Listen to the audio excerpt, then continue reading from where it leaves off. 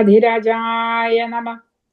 തീർത്ഥം പാപഹരം പവിത്രം അറിവിൻ സാരസ്വതം സാഗരം സാർത്ഥം നിഷ്കളമാത്മബോധമഖിലാണ്ട പ്രേമപൂർണാകരം ദീപ്തം പാദയുഗം പ്രകാശനിലയം സച്ചിത് സുഖത്തിൻ പദം സത്യജ്ഞാനബലം തരുന്നൊരഭയം ശ്രീനീലകണ്ഠൻ ഗുരു. സത്യജ്ഞാനബലം തരുന്നൊരഭയം ശ്രീനീലകണ്ഠൻ ഗുരു. ഓം വിദ്യാധിരാജായ നമഃ. എല്ലാവർക്കും നമസ്കാരം. വളരെയധികം സന്തോഷമുണ്ട്. KHNA ആധ്യാത്മിക സമിതിയുടെ നേതൃത്വത്തിൽ എല്ലാ ആഴ്ചയിലും സനാതന ധർമ്മ പ്രഭാഷണ പരമ്പരകൾ നടക്കുന്നുണ്ട്. അത് നേരത്തെ പല പ്രാവശ്യം എനിക്ക് ഇതിനകത്ത് അറ്റൻഡ് ചെയ്യാനായിട്ട് പറ്റിയിരുന്നു. അപ്പം ഇതിന്റെ ഒന്ന് രണ്ട് റിക്വസ്റ്റുകൾ നേരത്തെ തന്നെ ഗോവിച്ചേട്ടനൊക്കെ നമ്മളോട് പറഞ്ഞിരുന്നു. ഇതിന്റെ റെക്കോർഡിങ് തീർച്ചയായിട്ടും നമ്മുടെ KHNAയുടെ ഫേസ്ബുക്കിലും വെബ്സൈറ്റ് കുറച്ചുകൂടെ ഒന്ന് വിപുലീകരിക്കുന്നുണ്ട്. അപ്പൊ അതിൽ നമ്മൾ യൂട്യൂബിനകത്ത് ഓരോ പ്രഭാഷണ പരമ്പരകളും നമുക്ക് റെക്കോർഡ് ചെയ്തിടുകയും അത് കാലാകാലങ്ങളിൽ എപ്പോൾ വേണമെങ്കിലും അത് കേൾക്കാവുന്ന രീതിയിൽ KHNAയുടെ ഭാഗത്ത് നിന്ന് ചെയ്യാനായിട്ടും പറ്റും. അതോടൊപ്പം ഫ്രാൻസിസ് സാറിനെ പോലുള്ള ആൾക്കാരൊക്കെ ഇതിനകത്ത് വന്ന് സംസാരിക്കുന്നതും കൂടുതൽ അമേരിക്കൻ മലയാളികളുടെ ഇടയിൽ നമുക്കത് എല്ലാവർക്കും പരിചിതമാണ്. എന്നാലും കൂടുതൽ ആളുകളിലേക്ക് എത്തിക്കാനായിട്ട് KHNAയുടെ ഭാഗത്ത് നിന്നുള്ള എല്ലാവിധ ഇതും നമുക്ക് അടുത്ത കുറച്ച് ദിവസങ്ങളിലേക്ക് ചെയ്യുന്നതാണ്. അതോടൊപ്പം നമുക്ക് ഈ സബ് കമ്മിറ്റികളും നമ്മുടെ ഈ ഒരു ഭരണസമിതി ഇപ്പം ഇതിന്റെ കാര്യങ്ങൾ കൈകാര്യം ചെയ്യാൻ തുടങ്ങിയിട്ട് ഏകദേശം 2 ആഴ്ച ആയതേ ഉള്ളൂ. അപ്പം ആ പ്രധാനപ്പെട്ട നടന്നു വരുന്ന കാര്യങ്ങൾ അങ്ങനെ തന്നെ പോവുകയും പുതിയ കാര്യങ്ങൾ നമ്മൾ ശ്രമിച്ചുകൊണ്ടിരിക്കുകയാണ്. അതിനുശേഷം തീർച്ചയായിട്ടും ഫ്രാൻസ് സാറിനും എല്ലാവർക്കും KHNAയുടെ പേരിൽ വളരെയധികം സന്തോഷം രേഖപ്പെടുത്തിക്കുന്നുള്ളൂ. Thank you so much. Thank you. ഓം വിദ്യാധിരാജായ നമഃ. വീക്ഷാവിക്ഷിപ്തകാലാന്തകനിയമപുരക്രോഡമൃത്യുഞ്ജയോയം ഭവ്യായ വ്യാഹതായ സ്വജനധനഗൃഹപ്രാഗ്രഗോപോ ഭവീതു അർച്ചിത്വാർച്ചാം യദീയാം ക്വചിദിഹ സുഹൃതപ്രാണഭൃത്കോപി നേയാൻ മൃത്യോർ ദംഷ്ട്രാകരാളം വദനമസുഹര ഭ്രൂഗുഡീ ദുർനിരീക്ഷ്യം.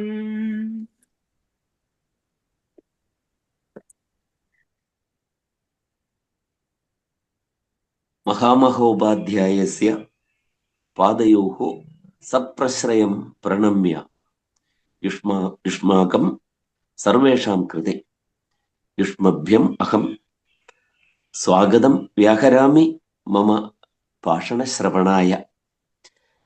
ഇതൊരു പ്രഭാഷണം എന്നൊന്നും പറയാൻ പറ്റില്ല. എൻ്റെ ബുദ്ധിക്ക് അനുസരിച്ച ഒരു വ്യാഖ്യാനം എന്ന് മാത്രമേ പറയാൻ ഉള്ളൂ. മഹാമഹോപാധ്യായൻ ഇത് കേൾക്കുന്നുണ്ട് എന്നുള്ളത് എനിക്ക് വളരെയേറെ ഒരേപോലെ പ്രഹ്വീഭാവവും ഒരു നമ്രഭാവവും അതോടൊപ്പം തന്നെ ഒരു അഭിമാനവും ഉളവാക്കുന്ന ഒരു കാര്യമാണ്. അദ്ദേഹത്തിന്റെ ആ വിനയാധിക്യം കൊണ്ട് മാത്രമാണ് അദ്ദേഹം ഇത് ശ്രവിക്കാനിരിക്കുന്നത്, അല്ലാതെ എൻ്റെ പാണ്ഡിത്യം കൊണ്ടല്ല എന്ന് ആദ്യം ഞാൻ അറിയിച്ചു കൊള്ളട്ടെ. നമ്മൾ കഴിഞ്ഞ 2 ദിവസങ്ങളിൽ കേട്ടത് ശ്രീ നീലകണ്ഠ തീർത്ഥപാദർ ഈ ഗ്രന്ഥത്തിന് മംഗളമായി എഴുതിയ 2 ശ്ലോകങ്ങളാണ്. അതിനുശേഷം അദ്ദേഹത്തിന്റെ ദിവ്യക്ഷേത്ര ആദർശം എന്ന ഗ്രന്ഥം തുടങ്ങുകയാണ്. ദിവ്യക്ഷേത്രങ്ങളെ ദർശിക്കുന്ന ഒരു ആദർശമാണ്, മുകുരം, കണ്ണാടിയാണ് ഇത്. അപ്പൊ അതില് ആദ്യമേ തൃപ്രങ്ങോട്ട് ക്ഷേത്രമാണ് ആദ്യമായിട്ട് അദ്ദേഹം പറയുന്നത്. വീക്ഷാവിക്ഷിപ്തകാലാന്തക നിയമപുരക്രോഡമൃത്യുഞ്ജയോയം ഭവ്യായ അവ്യാഹതായ സ്വജനധനഗൃഹ പ്രാഗ്രഗോപോ ഭവീതു അർച്ചിത്വാർച്ചാം യദീയാം ക്വചിദിഹ സുഹൃതപ്രാണഭൃത്കോപി നേയാത് മൃത്യോർദംഷ്ട്രാകരാളം വദനമസുഹര ഭൃഗുണീ ദുർനിരീക്ഷ്യം. സുഹൃതപ്രാണഭൃത്കഃ ഇഹ ക്വചിത് അപി യദീയാം അർച്ചാം അർച്ചയിത്വാ മൃത്യോഹോ അസുഹര ഭൃഗുഡീ ദുർനിരീക്ഷ്യം ദംഷ്ട്രാകരാളം വദനം ന ഇയാത് സ്വജനധനഗൃഹ പ്രാഗ്രഹ വീക്ഷാവിക്ഷിപ്ത കാലാന്തക നിയമപുരക്രോഡ മൃത്യുഞ്ജയ അയം ദേവഃ അസ്മാകം അവ്യാഹതായ ഭവ്യായ ഭോ ഭവീതു. ഈ ദേവൻ ഏത് ദേവനാണ്?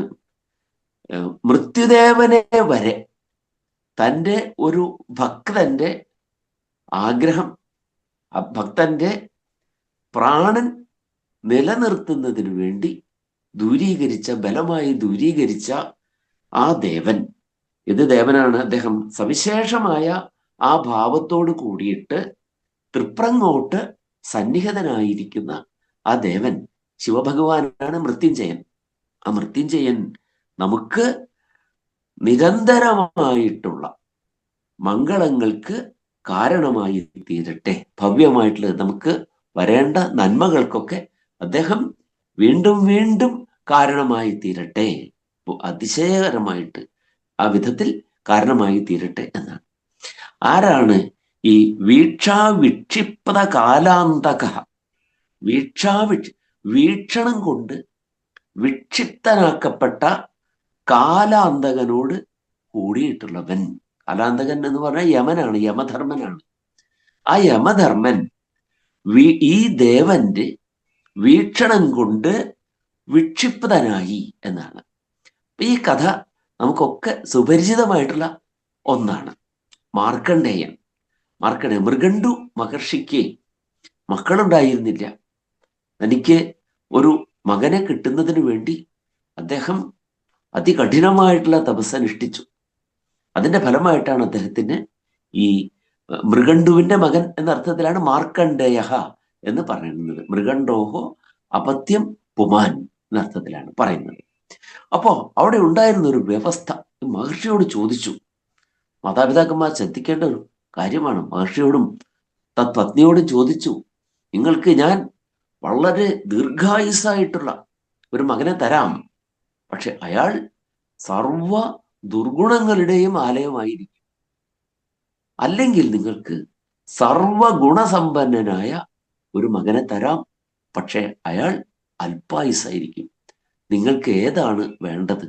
ദീർഘായുസ്സായിട്ടുള്ള ദുർഗുണശാലിയായ മകനെ വേണോ, അതോ നിങ്ങൾക്ക് സർവഗുണസമ്പന്നനായ അല്പായുസ്സായ ഒരു മകനെ വേണോ ചോദിച്ചു. അദ്ദേഹം പറഞ്ഞു, എനിക്ക് സർവഗുണസമ്പന്നനായ മകനെ മതി. അവൻ അല്പായുസ്സായിക്കോട്ടെ എന്ന് പറഞ്ഞിട്ടില്ല. കാരണം അത് പറയാൻ ഒരു പിതാവിനോ മാതാവിനോ കഴിയില്ല. പിതാവിന് കഴിയില്ല, മാതാവിന് ഒട്ടും തന്നെ കഴിയില്ല.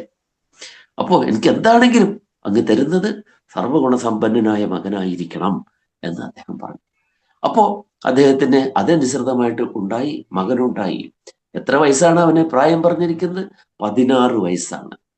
അങ്ങനെ 16 വയസ്സ് വരെ ജീവിക്കാവുന്ന ഒരു മകനെ അദ്ദേഹത്തിന് കിട്ടി.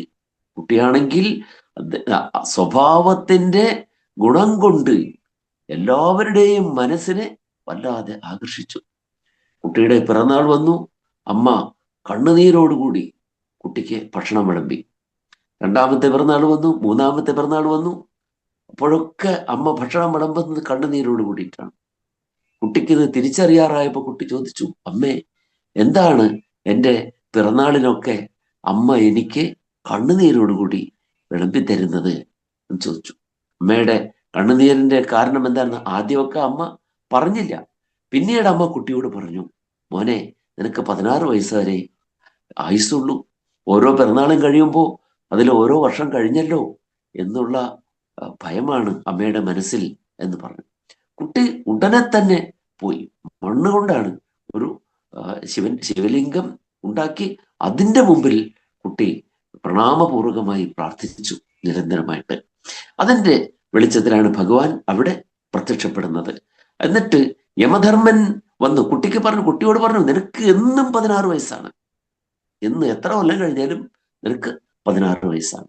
അപ്പൊ അവിടെ നമുക്കൊരു യുക്തിഭംഗം വേണമെങ്കിൽ ആളുകൾക്ക് ചോദിക്കാം, നിനക്ക് എന്നും 16 വയസ്സായിരിക്കും എന്ന് ഒരു വരം കൊടുക്കാതെ, അങ്ങനെയല്ല, നീ സ്വച്ഛന്ത മൃത്യുവായാൽ മതി, നിനക്ക് ഇഷ്ടം പോലെയാകാം, അല്ലെങ്കിൽ നിനക്ക് ദീർഘകാലം, അല്ലെ, ഒരു 100 വയസ്സ്, 100 വയസ്സാണല്ലോ നമ്മൾ എപ്പോഴും പറയുന്നത്, അല്ലെ, ശതം ജീവ ശരദോ വർദ്ധമാനഃ എന്ന് പറഞ്ഞാൽ പോരായിരുന്നോ? പക്ഷെ അപ്പൊ അവിടെയാണ് 16 കൊല്ലം 20 കൊല്ലം ജീവിച്ചാലും കുട്ടിക്ക് 16 വയസ്സാണ്.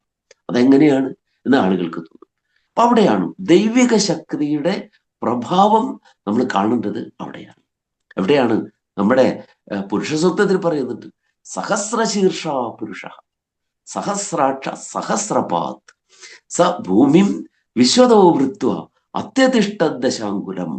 അല്ലെ, ആ സഹസ്രശീർഷനായിട്ടുള്ള വിരാട് പുരുഷൻ, ആ പുരുഷൻ ആയിരക്കണക്കിന്, കൃത്യം 1000 എന്നല്ല അതിന്റെ അർത്ഥം.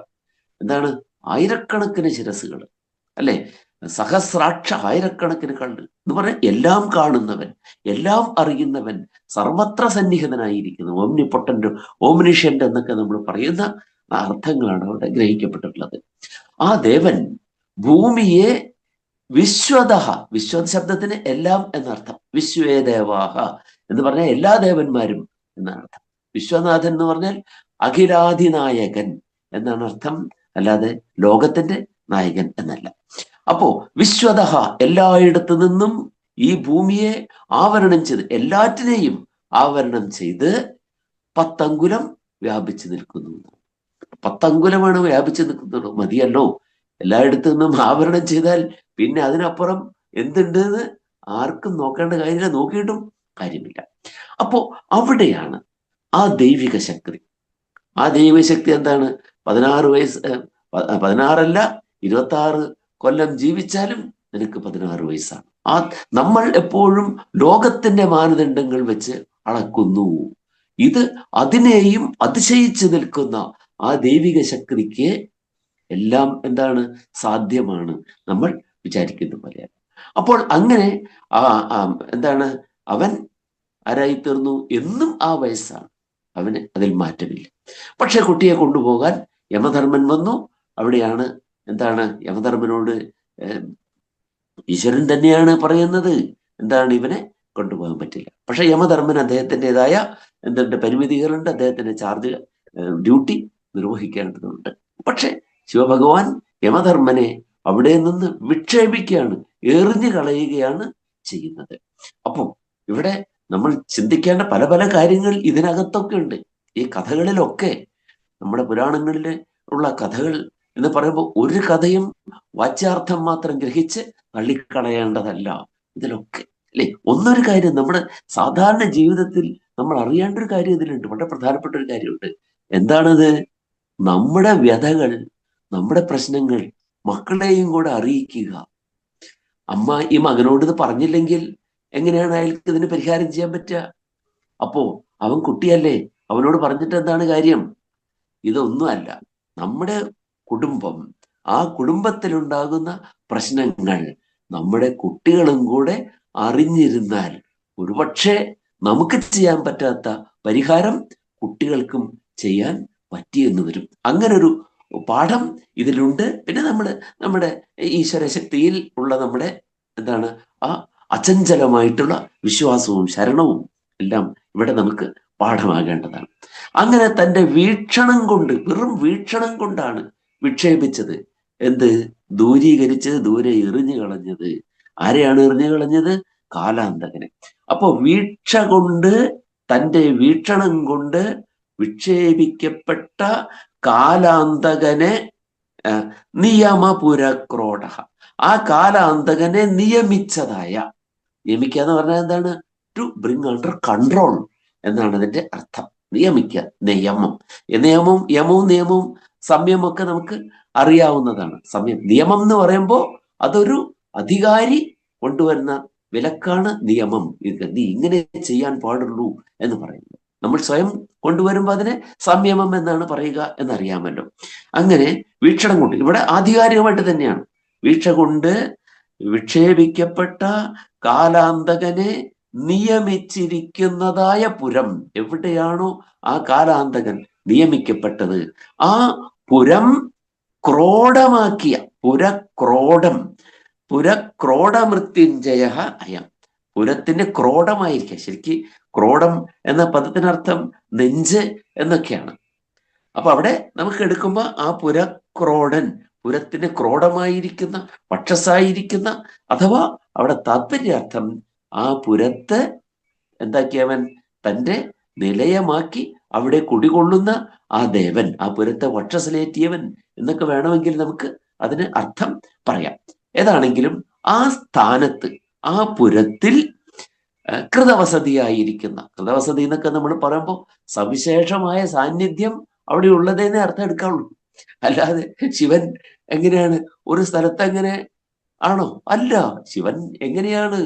ശിവൻ അങ്ങനെ എന്താണ്? ശുദ്ധസ്ഫടിക സങ്കാശം ത്രിനേത്രം പഞ്ചവക്ത്രകം ദിഗ്ദേവതാസമായുക്തനാണ്. അല്ലെ? അങ്ങനെയാണ് അദ്ദേഹം ആരായത്? ദിഗംബരനായത്.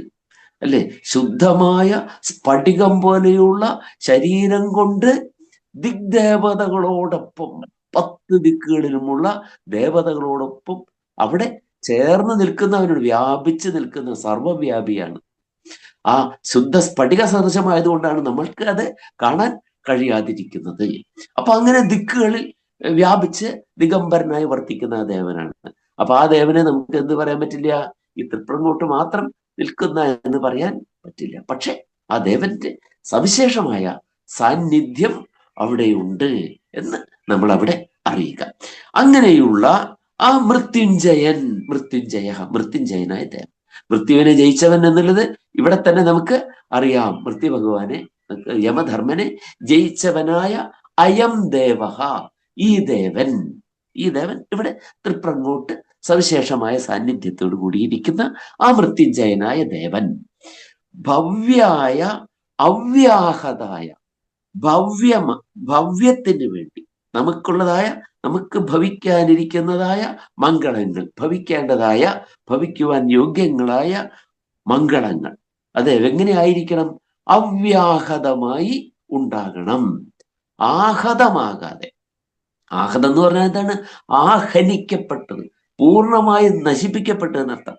അവ്യാഹതം എന്ന് പറഞ്ഞാലോ നശിപ്പിക്കപ്പെടാതെ, ഒട്ടും തന്നെ അവസാനിക്കാതെ, നശിപ്പിക്കപ്പെടാതെ ഉള്ള ഭവ്യങ്ങൾ നമുക്ക് ഉണ്ടാകണം. എന്ന് പറഞ്ഞാൽ നിരന്തരമായി എല്ലായ്പ്പോഴും നമുക്ക് എന്തുണ്ടാകണം? യോഗക്ഷേമങ്ങൾ ഉണ്ടാകണം. അങ്ങനെയുള്ളതായ അപ്രതിഹതമായിട്ടുള്ള ഭവ്യങ്ങൾക്കായി എന്ത് ചെയ്യുന്നു? സ്വജനധനഗൃഹ പ്രാഗ്രഹ ബോഭവീതു. അദ്ദേഹം ഭവിക്കട്ടെ, വിശേഷണ വീണ്ടും വീണ്ടും അതിന് കാരണമായി ഭവിക്കട്ടെ, അവിഛിന്നതയ കാരണമായി ഭവിക്കട്ടെ എന്നാണ്. എവിടെയാണ് അദ്ദേഹം വർത്തിക്കുന്നത്? സ്വജനധനഗൃഹ പ്രാഗ്രഹ, സ്വന്തം ജനങ്ങളുടെ ധനത്തിനും ഗൃഹത്തിനും പ്രാഗ്രഹ, പ്രകർഷേണ അഗ്രഗനായി വർത്തിക്കുന്നവൻ. അഗ്രം ശബ്ദത്തിന് എന്താ അർത്ഥം? നമ്മൾ പല അർത്ഥത്തിൽ പ്രയോഗിക്കാറുള്ളതാണ്. അഗ്രം എന്ന് പറഞ്ഞാല് മുകളിൽ, അല്ലെ? മുകളിൽ അല്ലെങ്കിൽ മുന്നിൽ, അല്ലെ? അല്പത്തൂർ എന്താ പറഞ്ഞത്? അഗ്രേ പശ്യാമി തേജോ നിബിഡതര കളായാവിലി ലോകനീയം എന്ന് പറഞ്ഞു. എന്ന് പറഞ്ഞാൽ അവിടെ എന്റെ മുന്നിൽ കാണുന്നു എന്നാണ് അർത്ഥം. പിന്നെ നമ്മൾ അഗ്രം, മുകളറ്റം എന്ന അർത്ഥത്തിലൊക്കെ നമ്മൾ പറയാറുണ്ട്. നമ്മുടെ ലക്ഷ്യങ്ങൾ എന്നുള്ള അർത്ഥത്തിൽ നമ്മൾ പറയാറുണ്ട് അഗ്രം, അല്ലെ? അഗ്രം മുന്നിൽ ഉള്ളതാണ് നമുക്ക് ലക്ഷ്യം. ലക്ഷ്യത്തിന് അഭിമുഖമായിട്ടാണ് നമ്മൾ പോകുന്നത്. അതുകൊണ്ടാണ് അതിനെന്ത് പറയുന്നത്? അഗ്രം എന്ന് പറയുന്നത്, അല്ലെ? ഒറ്റ ലക്ഷ്യത്തിൽ നിൽക്കുന്നവൻ ഏകാഗ്രൻ, ഏകാഗ്രചിത്തൻ. മുന്നിൽ ഒറ്റ ലക്ഷ്യമേ ഉള്ളൂ, ഏകാഗ്രഹം. നമ്മളൊന്നും അങ്ങനെയല്ല. നമ്മളൊക്കെ എപ്പോഴും എന്താണ്? അഗ്രാഹ, വ്യഗ്രന്മാരാണ് നമ്മളൊക്കെ. അപ്പൊ അതാണ് നമ്മുടെ കാര്യം, അല്ലെ? ഇതങ്ങോട്ട് കഴിഞ്ഞിട്ട് വേണം 7 മണിയാകുമ്പോൾ നമുക്ക് ചാടിയിട്ട് അടുത്ത പണിക്ക് പോവാനായിട്ട്. മുന്നിൽ പല പല ലക്ഷ്യങ്ങളുള്ളത് കൊണ്ടാണ് നമ്മൾ എന്ത് പറയുന്നത്? വ്യഗ്രാഹ എന്ന് പറയുന്നത്. അപ്പോ അങ്ങനെ ഇവിടെ സ്വന്തം ജനങ്ങളുടെ ജീവനും സമ്പത്തും അവർക്ക് സ്പൃഹണീയമായിട്ടുള്ള അവസ്ഥാവിശേഷങ്ങളും നിരന്തരമായി ഉറപ്പുവരുത്തുന്നതിന് വേണ്ടി അവരുടെ ധനത്തിനും ഗൃഹത്തിനും പ്രാഗ്രഹ, അതിന് പ്രകർഷേണ അഗ്രേ, അത് മുകളിലാണെങ്കിലും മുന്നിലാണെങ്കിലും. അങ്ങനെയല്ല വേദമൊക്കെ പറയുന്നത്, മുന്നിലും പിന്നിലും ഇടതുവശവും വലതുവശവും എല്ലാം ആണ് പറഞ്ഞിട്ടുള്ളത്. അങ്ങനെ പ്രാഗ്രഹനായി ഭവിക്കട്ടെ, നിരന്തരമായി അതിശയേന ബോഭവീതു. ബോഭവിക്കുക എന്ന് പറഞ്ഞാൽ എന്താണ്? വീണ്ടും വീണ്ടും വീണ്ടും അതിന് കാരണമായിട്ട് ഭവിക്കുക എന്നാണ് അർത്ഥം.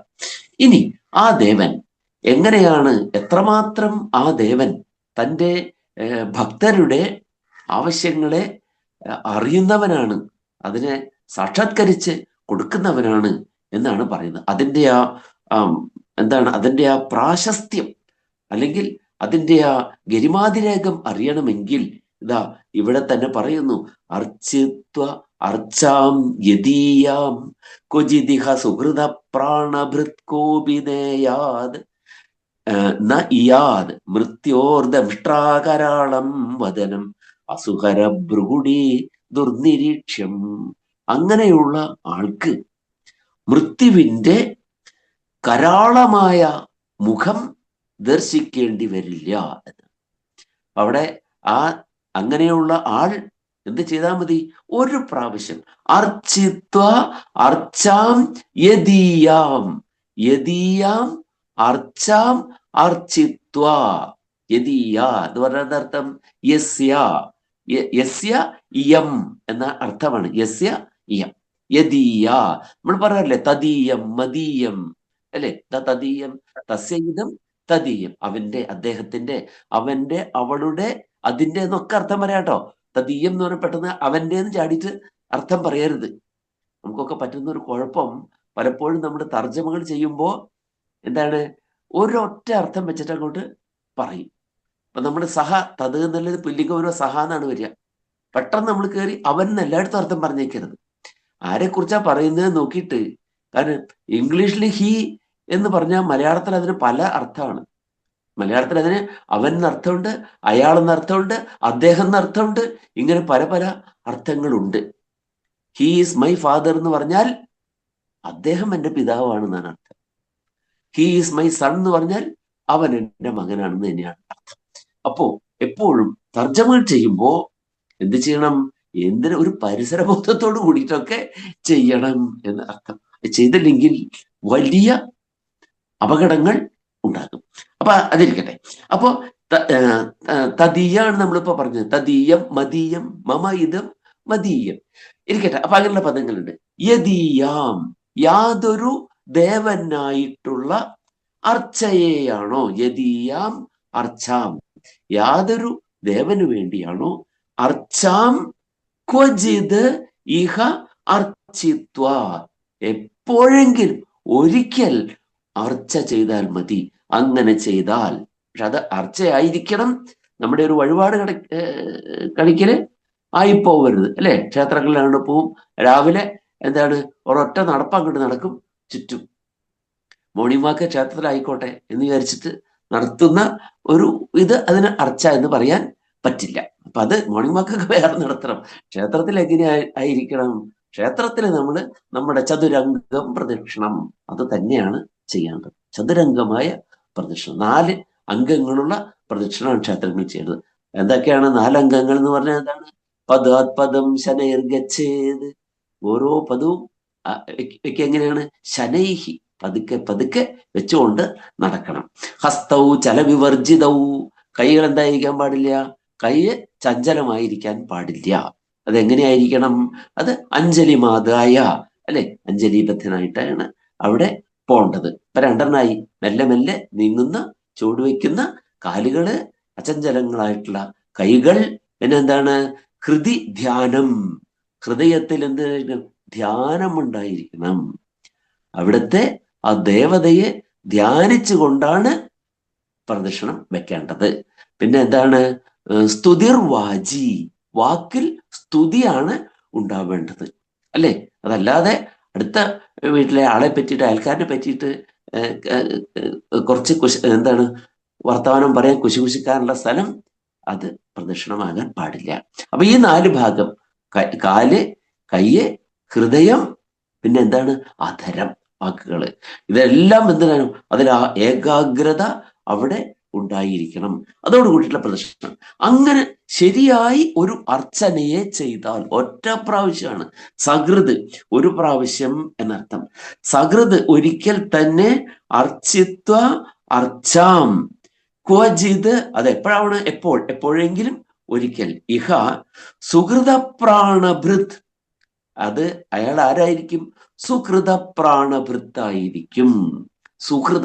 സുഹൃതങ്ങളോടുകൂടിയ പ്രാണനെ ധരിക്കുന്നവനാകും. അങ്ങനെയുള്ള അയാൾ സുഹൃത പ്രാണഭൃത് ഭൃത്കഹ അഭി ന ഇയാത്. ഈ ധാതുവിന് അർത്ഥം എന്താണ്? പോവുക എന്നാണ് ഈ ധാതുവിന് അർത്ഥം. ഏതി പോകുന്നു എന്നാണ് അർത്ഥം. ഏതി ഇതഹ യന്തി എന്നർത്ഥം. മനസ്സിലായോ? അതിൽ നിന്നാണ് ഈ അയഹ എന്നുള്ള വാക്കൊക്കെ അതിൽ നിന്ന് ഉണ്ടാവുന്നത്. അയഹ എന്താണ് അർത്ഥം? നമ്മൾ പറഞ്ഞതിന്റെ മുമ്പ് പറഞ്ഞിട്ടുണ്ടെന്ന് എനിക്ക് തോന്നുന്നത്. അയഹ എന്ന് പറഞ്ഞാൽ എന്താണ്? ഗമനം അല്ലെ? സഹായഹ എല്ലാവരും ഒന്നിച്ച് പോകുന്നതാണ് അല്ലെ? കൂടെ പോകും, അതാണ് സഹായം എന്ന് പറയുന്നത്. പല വാക്കുകളും നമുക്കറിയാം. അപായം, ഉപായം അല്ലെ? സമീപത്ത് ചെല്ലുന്നതിനാണ്. എന്താ അതിനുള്ള ഉപായം എന്ന് ചോദിച്ചാൽ എങ്ങനെയാണ് അതിനെ സമീപിക്കുക എന്നാണ് ഈ ചോദിക്കുന്നതിന്റെ അർത്ഥം ഇല്ലേ? പിന്നെ സമയം, ഇതൊക്കെ അയഹ വെച്ചിട്ടുള്ള നിരവധി പദങ്ങൾ ഉണ്ട്. അത് ഈ ഒരു ധാതുവിൽ നിന്ന് ഉണ്ടാകുന്നതാണ്. അപ്പോ അങ്ങനെയുള്ള ഒരു ആൾ ഒരിക്കലും പോവുകയില്ല. ഇയാത്, അയാൾ ഒരിക്കലും അങ്ങോട്ട് പോവില്ല. എവിടേക്ക് ചെല്ലുകയില്ല? മൃത്യോഹോ ദംഷ്ട്രാകരാളം വദനം, മൃത്യുവിന്റെ ദംഷ്ട്രാകരാളമായ വദനത്തെ പ്രാപിക്കില്ല, വദനം വീക്ഷിക്കേണ്ടി വരില്ല എന്ന് പറഞ്ഞാൽ അയാൾ മരിക്കില്ല എന്ന് അർത്ഥമുണ്ടോ ഇതിന്? അതില്ല. ആരും മരിക്കില്ല എന്ന് അർത്ഥമില്ല അല്ലെ? പ്രാണിക്കുക എന്താണ്? വിവൃതവദന അനാരതം മൃതി എന്നാണ് പറഞ്ഞിട്ടുള്ളത്. പ്രാണിക്ക് എപ്പോഴും നിരന്തരം അനാരതം എന്താണ്? വിവൃതവദനയാണ് മരണം എന്നാണ് പറഞ്ഞിട്ടുള്ളത്. അപ്പൊ മരിക്കില്ല എന്നല്ല അർത്ഥം. മൃത്യുവിന്റെ ദംഷ്ട്രാകരാളമായിട്ടുള്ള, ദംഷ്ട്ര എന്ന് പറഞ്ഞാൽ എന്താണ്?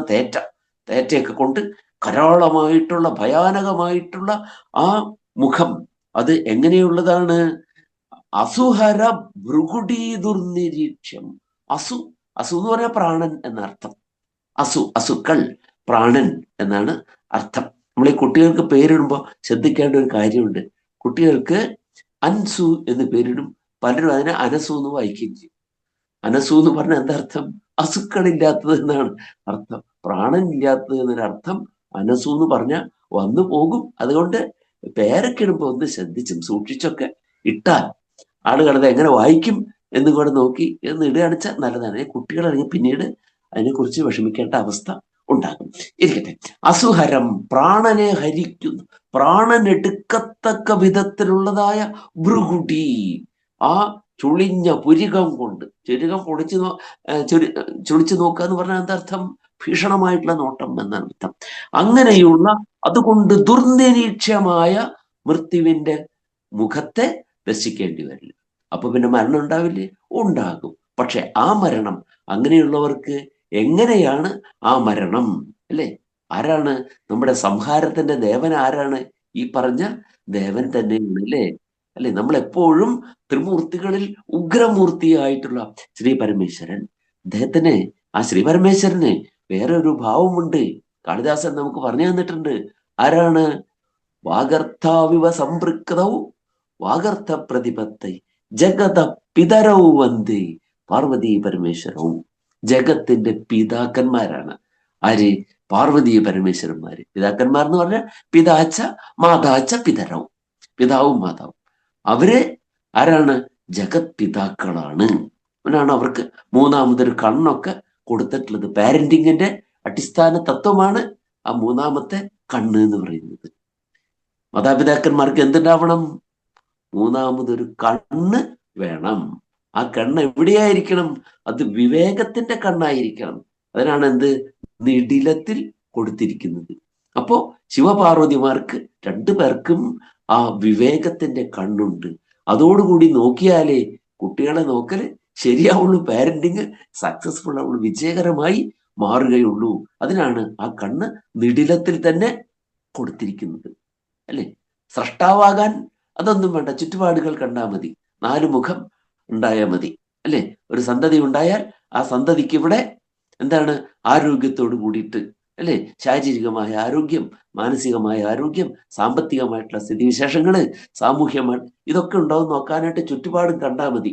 ചുറ്റുപാടും കണ്ടിട്ടേ എന്തുണ്ടാകാൻ പാടുള്ളൂ, സന്തതികൾ ഉണ്ടാകാൻ പാടുള്ളൂ. ഇതിനാണ് ബ്രഹ്മാവിന് ഈ 4 മുഖം കൊടുത്തിട്ടുള്ളത് എന്നർത്ഥം. 5ാമത്തെ എണ്ണം വേണ്ട, 4 എണ്ണം മതി, അത്രയുണ്ട്. പരിമിതി നമുക്ക് പറഞ്ഞു തന്നിട്ടുണ്ട്. മുകളിലേക്ക് ഒരു മുഖം ഉണ്ടായിരുന്നു, അത് ശ്രീ പരമേശ്വരൻ എന്ത് ചെയ്തു, മുറിച്ചു കളഞ്ഞു. അതിന്റെ ആവശ്യമുള്ളൂ, ചുറ്റുപാടുകളും കണ്ടാൽ മതി. ഇതാണ് അതിന്റെ അർത്ഥം.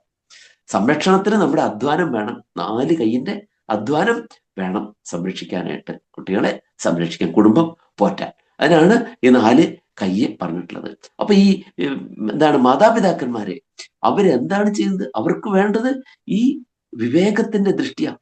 അല്ലെങ്കിൽ സ്കൂളിൽ പോയ കുട്ടി സ്കൂളിലാവില്ല ചെന്നിട്ടുണ്ടാവുക, അവൻ വേറെ എന്തെങ്കിലും MDMA-കാരന് വേണ്ടിയിട്ട് പ്രവർത്തിക്കുന്നുണ്ടോ നമുക്ക് അറിയാൻ പറ്റില്ല. അപ്പൊ അതുകൊണ്ട് അങ്ങനെയുള്ള ആ മാതാപിതാക്കന്മാർ പ്രലയത്തിലേക്കാണ് നയിക്കുന്നത്. പ്രളയം പ്രകർഷണയുള്ള ലയമാണ്, തന്നിലേക്ക് അങ്ങോട്ട് ആഗിരണം ചെയ്യുകയാണ് ചെയ്യുന്നത് മക്കളെ. നമ്മൾ കുട്ടികളെ എടുത്താൽ എന്താണ്, അവ എടുത്ത് ആശ്ലേഷിക്കുന്നില്ലേ? കുട്ടികളുമായിട്ട് ഒന്നു ചേരാനുള്ള ത്വരയാണ് ഉള്ളത്. കുട്ടി അവിടെ ഇരുന്ന് കളിക്കുകയായിരിക്കും, എത്ര നേരം നമ്മൾ കാണും കുട്ടിയുടെ കളി, കുറച്ചു നേരം കാണും, അപ്പോഴേക്കും ഓടിച്ചെന്ന് അതിന് വാരിയെടുക്കും, അല്ലെ? വാരിയെടുക്കായി അതിനെ ചുംബിക്കലായി കെട്ടിപ്പിടിക്കലായി, ചിലപ്പോൾ കുട്ടീനെ കടിക്കുകയും കൂടെ ചെയ്യുന്നവരുണ്ട്. എന്തിനാ കടിക്കുന്നത്? അതുമായിട്ട് ഒന്നു ചേരാനുള്ള ത്വരയാണ്. ഇതാണ് ലയം, പ്രലയം. അപ്പോ ഉഗ്രമൂർത്തിയായിട്ട് നമ്മൾ ശ്രീ പരമേശ്വരന് പറയുമ്പോൾ നമ്മളെ ഭീഷണിപ്പെടുത്തി കൊല്ലുന്നവനല്ല. വാസ്തവത്തിൽ ഇതറിയാത്ത ആൾക്കാണ് എന്തുള്ളത്, മൃത്യുവിന്റെ ദംഷ്ട്രാകരാളം, മുഖം ദംഷ്ട്രാകരാളമാകുന്നത്. അല്ലാത്തവനെ സംബന്ധിച്ചിടത്തോളം മൃത്യു എന്താണ്, തൻ്റെ ആരാധ്യനായിട്ടുള്ള, തൻ്റെ സ്വരൂപം തന്നെയായിട്ടുള്ള ആ ശക്തിയിൽ ലയിക്കാനുള്ള അസുലഭമായ അവസരമാണ് അത്, സന്തോഷത്തോട് കൂടിയിട്ട്. അപ്പോ മരണം നമുക്ക് എന്താണ്, സന്തോഷകരമാണ്. മരണം എന്തായി തീരില്ല, ഭീകരമായി തീരില്ല. നമ്മുടെ ഉറക്കത്തെ തന്നെ നോക്കിയാൽ മതി. നല്ല ഉറക്കം വരുന്ന സമയത്ത് എന്താണ്, കുട്ടി ചിലപ്പോൾ പേരക്കുട്ടി അടുത്തിരുന്ന് കളിക്കുന്നുണ്ടാവും, അല്ലേ? അവൻ ഇങ്ങനെ കുസൃതി ഉണ്ടാവും, അവന്റെ കയ്യിലുള്ള കിലുക്കാൻ പെട്ടി കൊണ്ട് അവൻ മുത്തശ്ശന്റെ നെഞ്ചിലടിച്ചിട്ടൊക്കെയാണ് അവൻ കളിക്കുന്നത്. കിലുക്കാൻ പെട്ടി കൊണ്ട് അവൻ എവിടെയും അടിക്കും, അല്ലേ? അങ്ങനെയൊക്കെ ആയിരിക്കും അവൻ കളിക്കുന്നത്. ഉറക്കം വരുന്നത് വരെയും അത് സന്തോഷകരമാണ്. ഉറക്കം വരുമ്പോ എന്ത് ചെയ്യും, മെല്ലെ വിളിച്ചിട്ട്, മുത്തശ്ശിയെ വിളിച്ചിട്ട് പറയും, ഇതാ ഇവനെ അങ്ങോട്ട് കൊണ്ടോക്കോളോ കേട്ടോ, അല്ലെങ്കിൽ ഇവളെ മോളെ അങ്ങോട്ട് കൊണ്ടോക്കോ, അല്ലാണ്ട് ഉറക്കം വന്ന് ഞാൻ കണ്ണടക്കട്ടെ എന്ന് പറയും. അപ്പൊ നമ്മൾ എവിടേക്കാണ് ഇതെല്ലാം വിട്ട് നമ്മൾ എന്തിലേക്കാണ്, ആ നിദ്രയിലേക്കാണ് പോകുന്നത്. ഇതൊരു മഹാനിദ്രയാണ് ഉറക്കം എന്ന് പറയുന്നത്. അതുകൊണ്ടാണ് നിദ്രായ മതയാത്രായ മഹശബ്ദോ നദീയതേ എന്ന് പറയുന്നത്. നിദ്ര, യാത്ര മുതലായ പദങ്ങളിലൊന്നും ഇത് ചേർക്കില്ല, മഹത് എന്ന് ചേർക്കില്ല. മഹാനിദ്ര എന്ന് പറഞ്ഞാൽ നമ്മൾ എല്ലാ ദിവസവും പോയി ഉറങ്ങുന്നതല്ല, മരണമാണ്. യാത്രയും എന്താണ്, മഹായാത്ര എന്ന് പറഞ്ഞാലും അതുപോലെ അത് മരണമാണ്. അതുകൊണ്ടാണ് നിദ്രയിലും ഒക്കെ പിന്നെ വേറെ ചില കാര്യങ്ങളൊക്കെ പറയുന്നുണ്ട്, ശംഖ്, തൈലം ഒക്കെ അവിടെ പറയുന്നുണ്ട്. അപ്പോ ഇതിലൊന്നും എന്തില്ല, മഹത് ശബ്ദം ഉണ്ടാവുന്നില്ല. അപ്പൊ അതിനേക്കാൾ വലിയ നിദ്രയാണ് എന്ത്, മരണം എന്ന് പറയുന്നത്. അപ്പോൾ നമുക്ക് ഹേതുവായിട്ടുള്ള, നമ്മുടെ ശരിയായ സ്വരൂപമായിട്ടുള്ള ആ ശക്തിയിലേക്ക്, ബ്രഹ്മത്തിലേക്ക് ലയിക്കാനുള്ള അദമ്യമായ ത്വരയാണ് അവിടെ ഉണ്ടാവുക. അപ്പൊ ആ ആൾക്ക് എന്തായിരിക്കും, ഇപ്രകാരം ദേവനെ അർച്ചിച്ചുകൊണ്ട് ദേവന്റെ അനുഗ്രഹത്തിന് പാത്രീഭൂതനായിട്ടുള്ള ഒരാൾക്ക്, ആ ബോധ്യം മനസ്സിലുള്ള ഒരാൾക്ക്, ആ ബോധ്യം കൂടെ നമ്മുടെ മനസ്സിലുണ്ടാവണം. അല്ലെങ്കിൽ എന്തായിരിക്കും, ഭയമായിരിക്കും. മൃത്യുവിന്റെ കരാളം ഇങ്ങനെ ഭൃഗുടി ദുർനിരീക്ഷ്യമായിട്ടുള്ള കരാളമുഖം തന്നെയായിരിക്കും ദർശിക്കേണ്ടി വരിക. അതിലേക്ക് പോകുന്ന ഒരാൾക്ക് എന്താണ്, അങ്ങോട്ട് തന്നെ നമ്മുടെ നിദ്രയിൽ പോലും നമ്മൾ എന്ത് ചെയ്യുന്നുണ്ട്, പരമാത്മ ചൈതന്യത്തെ നമ്മൾ സാക്ഷാത്കരിക്കുന്നുണ്ട്. നമുക്ക് 4 അവസ്ഥയാണ് ഇപ്പൊ നമ്മളൊക്കെ ഇരിക്കുന്നത്, ജാഗ്രത അവസ്ഥയിലാണ്, അല്ലെ? ജാഗ്രത അവസ്ഥയും പിന്നെ എന്താണ്, അതിൽ നിന്ന് നമ്മൾ ഒന്ന് മയങ്ങിയ ഒരു സ്വപ്നാവസ്ഥയിലേക്ക് പോകും.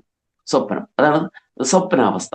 ആ സമയത്താണ് നമ്മൾ നമ്മുടെ ഗാഠനിദ്രയിലല്ല സ്വപ്നം കാണുന്നത്. ഒന്നുകിൽ നമ്മൾ ഉറങ്ങാൻ കിടന്ന ഉടനെ തന്നെ ഉറക്കത്തിലേക്ക് അങ്ങോട്ട് പോകുമ്പോൾ, അല്ലെങ്കിൽ ഉണരാൻ സമയത്ത്, കാരണം രണ്ട് സ്വപ്നമുണ്ട്. ഇവൻ ഇതിനിടയ്ക്കാണ് ഈ രണ്ട് കാര്യങ്ങൾ ഇരിക്കുന്നത്, അല്ലേ? ഈ സ്വപ്നം ഇരിക്കുന്നത്. ഒന്ന് ഉത്സ്വപ്നം, ഒന്ന് അധസ്വപ്നം. ഉത്സ്വപ്നം എന്ന് പറയുമ്പോൾ അങ്ങോട്ട് നമ്മൾ ജാഗ്രതയിൽ നിന്ന് സുഷുപ്തിയിലേക്കും തുരീയാവസ്ഥയിലേക്കും പോകും. തുരീയാവസ്ഥയിലാണ് എന്തുണ്ടാകുന്നത്? ബ്രഹ്മസാക്ഷാത്കാരം ഉണ്ടാകും. അത് ഉണ്ടായ അയാൾക്ക് എത്ര ദുഃഖം ഉണ്ടായിക്കൊള്ളട്ടെ, അയാൾ എന്താ പറയാ, ഉണർന്നു കഴിഞ്ഞാൽ എന്തൊക്കെയാണെങ്കിലും വേണ്ടില്ല സുഖമായിട്ട് ഞാൻ ഉറങ്ങും. പല പല ദുഃഖങ്ങളുണ്ട്. ഉണർന്നു കഴിഞ്ഞപ്പോഴേ ദുഃഖങ്ങളാണ്, അതേ ചിന്തിക്കാനുള്ളൂ. എന്നാലും എന്താ പറയാ, എന്തൊക്കെയാണെങ്കിലും ഞാൻ സുഖമായിട്ട് ഒന്ന് ഉറങ്ങി എന്ന്. സുഖമായി എന്ന് പറയുന്നത് എന്താണ്? ഈ ഈശ്വര ചൈതന്യത്തെ തുരീയം എന്ന് പറയുന്ന അവസ്ഥയിൽ, അതായത് നമ്മുടെ നിദ്രയും കഴിഞ്ഞ് ഇട്ടുള്ള ആ തുരീയമായ അവസ്ഥ, നാലാമത്തേതാണ് തുരീയം എന്നുള്ള പദത്തിന് അർത്ഥം. ആ അവസ്ഥയിലെത്തിയ അപ്പൊ അത് നമുക്ക് അതീവ എന്താണ്, സ്പൃഹണീയമാണ്. അപ്പൊ അങ്ങോട്ടുള്ള സ്വപ്നത്തെയാണ് ഉത്സ്വപ്നം എന്ന് പറയാം. അധസ്വപ്നം അവിടുന്ന് ഇങ്ങോട്ട് വരുമ്പോൾ, അതായത് തുരീയത്തിൽ നിന്ന് എന്താണ് നമ്മുടെ ഗാഠനിദ്രയിലേക്ക് വന്നു, അവിടെ നിന്ന് സ്വപ്നത്തിലേക്ക് വന്നിട്ടാണ് ജാഗ്രത അവസ്ഥയിലേക്ക് വരിക. ഈ അധസ്വപ്നം എന്നാണ് ഇതിനെ പറയാ. നമ്മൾ ഈ വണ്ടികള് ഒരു ടിക്കറ്റ് എഴുതുന്ന സമയത്ത് ഇങ്ങനെ എഴുതും. ഇപ്പൊ ഇവിടെ നിന്നാണെന്നുണ്ടെങ്കിൽ, ഇപ്പൊ കോട്ടയത്തേക്ക് പോയി, ഞാനിവിടെ തൊടുപുഴ എന്ന് പറഞ്ഞ സ്ഥലം, ഇവിടുന്ന് കോട്ടയത്തേക്ക് പോവാണെങ്കിൽ അതിനിടയ്ക്ക് പാലായുണ്ട്, ഏറ്റുമാനൂരുണ്ട്, കിടങ്ങൂര്, ഏറ്റുമാനൂരൊക്കെ ഉണ്ട്. അപ്പൊ അവിടുന്ന് വണ്ടിയുടെ ടിക്കറ്റ് എഴുതുന്ന ആള് എങ്ങനെയാണ് എഴുതുക? എന്താണ്, കോട്ടയം എന്ന് എഴുതിയ, അല്ലെങ്കിൽ പാല എന്ന് എഴുതിയാൽ അതെന്താണ്, ഇവിടുന്ന് പോണ വണ്ടിയാണെങ്കിൽ, ഇവിടുന്ന് ട്രിപ്പ് തുടങ്ങുന്ന വണ്ടിയാണെങ്കിൽ അത് അപ്പാണ്, അങ്ങോട്ടുള്ള ട്രിപ്പില് പാലയാണ് എന്നാണ് അതിൻ്റെ അർത്ഥം. അവിടെ ഇങ്ങോട്ട് വരുന്ന സമയത്താണെങ്കിൽ അത് ഡൗൺ ആണ്, ഡൗണിലാണ് ഈ പറയുന്ന സ്ഥലം രേഖപ്പെടുത്തിയിട്ടുള്ളത് എന്ന് അർത്ഥമാണ്. ഇതുപോലെ നമ്മുടെ സ്വപ്നങ്ങൾക്കും ഉണ്ട് ഉത്സ്വപ്നം, അധസ്വപ്നം. ഉറക്കത്തിലേക്ക് പോകുമ്പോഴുള്ള സ്വപ്നം ഉത്സ്വപ്നം, ഉറക്കത്തിൽ നിന്ന് ജാഗ്രതയിലേക്ക് വരുമ്പോഴുള്ളത് അധസ്വപ്നം. ഈ അധസ്വപ്നം പലപ്പോഴും നമ്മൾ അറിയാറ് പോലും ഇല്ല. ഞാനും അറിഞ്ഞില്ല അധസ്വപ്നം. ഇന്ന് ക്ലാസ് ഉണ്ടല്ലോ 6 മണിക്ക്, അതുകൊണ്ട് പെട്ടെന്ന് ചാടി അങ്ങോട്ട് എഴുന്നേറ്റു.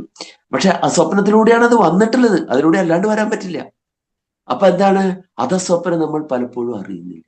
വേദം പറയുന്നുണ്ട്, അധസ്വപ്നസ്യ നിർവിദേ അഭുഞ്ചതശ്ചരേവതഃ ഉപാത വസ്രി നശ്യതഃ. എന്താ വേദം പറയുന്നത്? അധസ്വപ്നത്തെ പറ്റി എന്താണ്, എനിക്ക് വലിയ നിർവേദമാണ്, ഞാൻ നിരാശനാണ് അധസ്വപ്നത്തെ പറ്റി. പിന്നെ ഒന്നിനെ പറ്റിയും നമ്മളെ ഒരു പാഠം പഠിപ്പിക്കാനാ വേദം പറയുന്നതേ. അഭുഞ്ചതശ്ചരേവതഃ, വിശക്കുന്നവനെ ഊട്ടാത്തവന്റെ സമ്പത്തിനെ കുറിച്ചും, രേവതഃ, അധസ്വപ്നത്തെ പറ്റിയും എന്താണ്, വിശക്കുന്നവനെ ഊട്ടാത്തവന്റെ സമ്പത്തിനെ പറ്റിയും നിർവിധേ, ഞാൻ നിർവേദം അനുഭവിക്കുന്നു, എനിക്ക് നിരാശതയാണ് ഉള്ളത്. കാരണം എന്താണ്? ഉപാത വസ്രി നശ്യത, ഇത് രണ്ടും ഉടൻ നശിക്കുന്നതാണ്. അധസ്വപ്നം ഇപ്പം പെട്ടെന്ന് അങ്ങോട്ട് പോയി, അല്ലെ? അങ്ങനെ കണ്ടുകൊണ്ട് കിടക്കുന്നൊന്നുമില്ല, ചിലപ്പോൾ അറിഞ്ഞെന്ന് പോലുമില്ല, ആണ് അധസ്വപ്നം. അതുപോലെയാണത്രേ രേവാൻ എന്ന് പറഞ്ഞാൽ എന്താ അർത്ഥം? രൈഹി എന്ന് പറഞ്ഞാൽ സമ്പത്താണ്, റിച്ച്നെസ്. സമ്പത്തുള്ളവൻ എന്ത് ചെയ്യുന്നില്ലെങ്കിൽ, വിശക്കുന്നവന്റെ വേദന അറിയുന്നില്ലെങ്കിലും, അവനെ ഊട്ടുന്നില്ലെങ്കിലും അവന്റെ സമ്പത്ത് വസ്രി നശ്യത, ഉടനെ നശിക്കുന്നതാണ് എന്ന് വേദം പറയുന്നു. ഇരിക്കട്ടെ. അപ്പോൾ ഇങ്ങനെയുള്ള ഈ ഒരു അവസ്ഥ, നമ്മുടെ സുഖമായ എന്നുള്ള അനുഭൂതി ഉണ്ടാവുന്നത് പരമാത്മ ചൈതന്യത്തെ നമ്മൾ സാക്ഷാത്കരിക്കുന്നു. അവിടേക്കുള്ള നമ്മുടെ ഗമനമാണ് എവിടെ ഉണ്ടാകുന്നത്? മൃത്യുവിൽ ഉണ്ടാകുന്നത്. അപ്പോ ആ മൃത്യു വരിക്കുന്ന ആൾ എന്തിനെയാണ് കാണുന്നത്? യമധർമ്മൻ എല്ലാവർക്കും ഒരുപോലെ തന്നെയാണ്, മൃത്യുവിന്റെ മുഖം ഒന്ന് തന്നെയാണ്. എപ്പോഴാണ് അത് നമുക്ക് ഭയാനകമാകാതിരിക്കുന്നത്, നമ്മളെ വിഷമിപ്പിക്കാതിരിക്കുന്നത്? നമ്മൾ ഇപ്രകാരം ഒരിക്കലെങ്കിലും ഈ ദേവനെ അർച്ചിച്ചുകൊണ്ട് ആ ദേവന്റെ പ്രസാദത്തിന് നാം പാത്രീഭൂതരായിട്ടുണ്ടെങ്കിൽ, മൃത്യുവിന്റെ സമയത്തുള്ള യമകിങ്കരന്റെ ആഗമനമോ മൃത്യുവിന്റെ കരാളമായ മുഖമോ നമ്മളെ ഭീഷണിപ്പെടുത്തുകയില്ല. നമുക്കതെന്താണ്, നമുക്ക് പോകാനുള്ള സുഗമമായ വഴി ഒരുക്കുന്നതാണ് ആ മുഖം എന്നുള്ള ആ ഒരു ബോധ്യം നമുക്കുണ്ടാവും. മരണം നമുക്ക് ഭയഹേതുകമായി തീരുകയില്ല എന്നർത്ഥം. അപ്പോ ഇതാണ് ഇതിൽ പറയുന്നത്. അപ്പൊ ഈ ദേവനെ എന്ത് ചെയ്യണം? ഒരിക്കലെങ്കിലും ശരിയായിട്ട് നിങ്ങൾ അർച്ചിച്ചാൽ നിങ്ങൾക്ക് എന്ത് വരില്ല? നിങ്ങൾക്ക് മൃത്യുവിന്റെ കരാളമായ മുഖം ദർശിക്കേണ്ടി വരില്ല. ഏതൊരാൾ അർച്ചിച്ചാലും അപ്രകാരമാണ്. അങ്ങനെയുള്ള ആ ദേവൻ നമുക്ക് നിരന്തരമായിട്ടുള്ള മംഗളങ്ങൾക്ക്, ഭവ്യങ്ങൾക്ക് കാരണമായി തീരട്ടെ എന്നുള്ള പ്രാർത്ഥനയാണ്, ആശംസയാണ് ഈ ശ്ലോകത്തിൽ ഉള്ളത്. ഞാൻ ഒന്നും കൂടെ ചൊല്ലിയിട്ട് അങ്ങോട്ട് നിർത്താം. ഇനി നമുക്ക് എന്തെങ്കിലുമൊക്കെ പറയണ്ടേ. അപ്പൊ അതുകൊണ്ട് വീക്ഷാവിക്ഷിപ്ത കാലാന്തക നിയമപുരക്രോഡ മൃത്യുഞ്ജയോയം ഭവ്യായ അവ്യാഹതായ സ്വജനധനഗൃഹ പ്രാഗ്രഗോ ഗോഭവീതു അർച്ചിത്വർച്ചാം യദീയാം ക്വചിദിഹ സുഹൃത പ്രാണഭൃത്കോപിനേയാത് മൃത്യോർദംഷ്ട്രാകരാളം വദനമസുഹര ഭ്രൂഡീ ദുർനിരീക്ഷ്യം.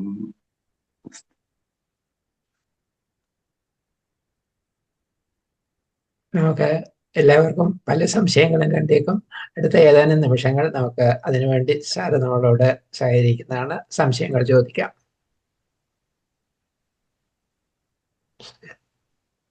സാറേ നമസ്കാരം. ബോഭവീതു പറഞ്ഞായിരുന്നോ? സോറി, പറഞ്ഞാട്ടെ സുകുമാർജി. അല്ല, ബോഭവീതു ഞാൻ മിസ് ചെയ്തു എന്ന് എനിക്ക് തോന്നുന്നു. ബോഭവീതു അത് സംസ്കൃതത്തിലെ ഒരു യഗന്ത പദങ്ങൾ എന്ന് പറയും. അതായത് ആ ഒരു പ്രത്യയം വെച്ചാല് അത് വീണ്ടും വീണ്ടും ആവർത്തിച്ച് വീണ്ടും വീണ്ടും ഭവിക്കട്ടെ എന്നാണ് അർത്ഥം. അപ്പോ ഒരു പ്രാവശ്യം എപ്പോഴും നിരന്തരമായി നമുക്ക് ഭവ്യങ്ങൾക്ക് കാരണമായി ഭവിക്കട്ടെ എന്നാണ്. സാറുടെ പ്രഭാഷണം വളരെ നന്നായിരുന്നു. പദ്യം വളരെ ക്ലിയർ ആയിട്ട് എക്സ്പ്ലെയിൻ ചെയ്ത് പറഞ്ഞു. അപ്പൊ ഇന്ന് പറഞ്ഞതിൽ ഒരു പോയിന്റ് ഞാൻ പെട്ടെന്ന് നോട്ട് ചെയ്തത്, ഈ അമ്പലത്തിൽ നമ്മൾ ഉപാസന അല്ലെങ്കിൽ അർച്ചന ചെയ്യുമ്പോൾ 4 കാര്യങ്ങളുടെ കാര്യം പറഞ്ഞു. മെല്ലെ നടക്കുക, കൈകൾ കൂപ്പി നടക്കുക, പിന്നെ മനസ്സുകൊണ്ട് അല്ലെങ്കിൽ ലിപ്സ് കൊണ്ട് നമ്മൾ പ്രയർ പറയുക. അപ്പൊ ജനറലി എനിക്കിത് തോന്നിയിട്ടുള്ളത്, നമ്മള് ഹിന്ദുയിസത്തിൽ പല ഗ്രൂപ്പിലും കേട്ടിട്ടുള്ള ഒരു കാര്യമാണ്, നമ്മളിപ്പോൾ അമ്പലങ്ങളിലൊക്കെ പോകുമ്പോൾ, ഇപ്പൊ ഗുരുവായൂർ അമ്പലത്തിൽ തന്നെ പുലർച്ചെ ഉഷപൂജയുണ്ട്, പിന്നെ അങ്ങനെ 4-5 പൂജ ഉണ്ട് ദിവസം. ആ സമയത്തൊക്കെ നമ്മൾ ഭഗവാന് ബ്രേക്ക്ഫാസ്റ്റും ലഞ്ചും ഒക്കെ ഉണ്ടാക്കി കൊടുക്കുന്നുണ്ട്. അപ്പൊ ഇതൊക്കെ ഈ വേദത്തിൽ പറയുന്നുണ്ടോ, അതോ ഇതൊക്കെ തന്ത്ര സമുച്ചയം വഴിയാണോ ഇതൊക്കെ അതിൽ വന്നിട്ടുള്ളത്? ഇതിപ്പോ എന്താണെന്ന് വെച്ചാൽ, ഇങ്ങനെ പല ഹിന്ദു ഗ്രൂപ്പിലൊക്കെ സംസാരത്തില് ഈ കാര്യങ്ങളൊക്കെ ചോദിച്ചാൽ ആർക്കും ഉത്തരം പറയാനില്ല. ഇത് എന്തുകൊണ്ട് ചെയ്യുന്നത്, ഇതിനൊരു ജസ്റ്റിഫിക്കേഷനോ ഒരു ലോജിക്കും പറയാൻ പലർക്കും പറ്റുന്നില്ല. അപ്പൊ അത് സാർക്ക് ഇതിനെക്കുറിച്ച് എന്തെങ്കിലും പറയാൻ പറ്റുമോ? ഇത് എനിക്കിതിനെ പറ്റി ശരിക്കും ആധികാരികമായിട്ട് പറയാൻ പറ്റില്ല. പക്ഷെ ഇതൊക്കെ നമ്മുടെ തന്ത്ര വിധികളാണ്. ശരിയായിട്ടൊരു ഭക്തനാവുക, നമ്മൾ ഭജിക്കുന്നവനാണ് ഭക്തൻ, ഈശ്വരനെ ഭജിക്കുക. ശരിയായ ഒരു ഭക്തനാകുമ്പോൾ അവിടെ നമ്മൾ ഒന്നും അല്ലാണ്ടാവും ഈശ്വരന്റെ മുമ്പിൽ. ഈശ്വരന്റെ പ്രഭാവത്തെ പറ്റി നമുക്ക് അറിയാമെങ്കിൽ, നമ്മൾ അതിനെപ്പറ്റി നമ്മൾ ബഹുമാനപുരസരം നമ്മൾ കാണുന്നുണ്ടെങ്കിൽ, നമ്മൾ അവിടെ ഒന്നുമല്ലാതെയാവും. എന്താണ്, നമുക്ക് ഏറ്റവും ആദരിക്കേണ്ട ഒരു വ്യക്തിയെ നമ്മൾ എടുക്കുക. ആ ആദരിക്കേണ്ട വ്യക്തിയുടെ മുമ്പിൽ നമ്മൾ ആരാണ്? നമ്മൾ ഒന്നുമല്ലാതെയാവും, അല്ലേ? നമ്മൾ പഠിച്ചതോ നമ്മുടെ അറിവോ വിവേകമോ ഒന്നുമില്ലാതെയാവും. അപ്പോ നമ്മൾ എന്താണ്, തീർത്തും കുട്ടികളെ പോലെയായി നമ്മൾ. അങ്ങനെയുള്ള നമ്മൾ ഈശ്വരനെ കാണുമ്പോൾ നമ്മൾ എന്ത് ചെയ്യും? ഈശ്വരീയമായ ആ ഒരു സാന്നിധ്യം നമ്മൾ അറിയുമ്പോൾ നമ്മൾ അവിടെ എന്ത് ചെയ്യും? ഈശ്വരനായിട്ട് നമുക്കുള്ളതല്ല, ഒരു കുട്ടിയെ പോലെ. ഒരു കുട്ടിയുടെ കയ്യിൽ ഒരു പാവ കൊടുക്കുക. ആ കുട്ടി എന്ത് ചെയ്യും? ആ പാവയെ താരാട്ട് പാടും, ഉറക്കും, അതിന് പാല് കൊടുക്കും, അല്ലേ? അമ്മ കുട്ടിക്ക് ഫീഡിങ് ബോട്ടിൽ കൊടുത്തിട്ടുണ്ടെങ്കിൽ അത് കൊണ്ടുപോയിട്ട് ഈ പാവയുടെ വായിലും വെച്ച് കൊടുക്കാനായിട്ട് ശ്രമിക്കും അതിനെ. ഇതേപോലെയാണ് നമ്മുടെ ആ അഹങ്കാരത്തിൻ്റെതായ കഞ്ചുകം പൂർണ്ണമായും അങ്ങ് മാറ്റി ആ ദൈവിക ശക്തിയുടെ മുമ്പിൽ നമ്മൾ തീർത്തും ഒന്നുമല്ലാത്ത ഏറ്റവും ചെറിയ ശിശുക്കളെ പോലെയായിട്ട് മാറുകയാണ്. അപ്പൊ നമ്മൾ ആ ശക്തിക്ക് എന്ത് ചെയ്യുന്നു? നമ്മൾ പൂജ ചെയ്യുന്നു, അന്നം നൽകുന്നു, അലങ്കരിക്കുന്നു, അല്ലേ? എല്ലാം നമ്മൾ ശരിക്കും എന്താണ്, ഒരു അതിഥിയെ സത്കരിക്കുന്ന പോലെയാണല്ലോ നമ്മൾ ഓരോന്നും കൽപ്പിക്കുന്നത്, ഇല്ലേ? ഇതം അർഘ്യം കൽപ്പയാമി, ഇതം പാദ്യം, അല്ലേ? താമ്പൂലാദികം സർവമപി വയം സർപ്പയാമഹ. നമ്മൾ സമർപ്പണം ചെയ്യുന്നത് അതുകൊണ്ടാണ്.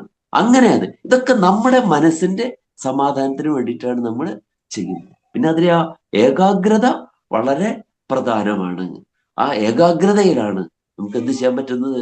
നമ്മളിൽ സുപ്തമായ അവസ്ഥയിൽ കിടക്കുന്ന ആ കുണ്ടലിനി ശക്തിയെ ഉണർത്തുന്നതിനും അതിനെ സഹസ്രാരത്തിലേക്ക് എത്തിക്കുന്നതിന് നമുക്ക് കഴിയുന്നത് നമ്മുടെ ഏകാഗ്രതയാണ്. അങ്ങനെയുള്ള ശരിയായിട്ട് ആ പൂജ അനുഷ്ഠിക്കുന്ന വ്യക്തിയിലും നമുക്ക് ആ ഒരു പ്രഭാവം കാണാം. നല്ല ഭക്തന്മാരുടെ മുഖത്ത് നോക്കുക, അവിടെ ഒരു ദിവ്യമായ ഒരു ഭാവം നമുക്ക് കാണാൻ കഴിയും.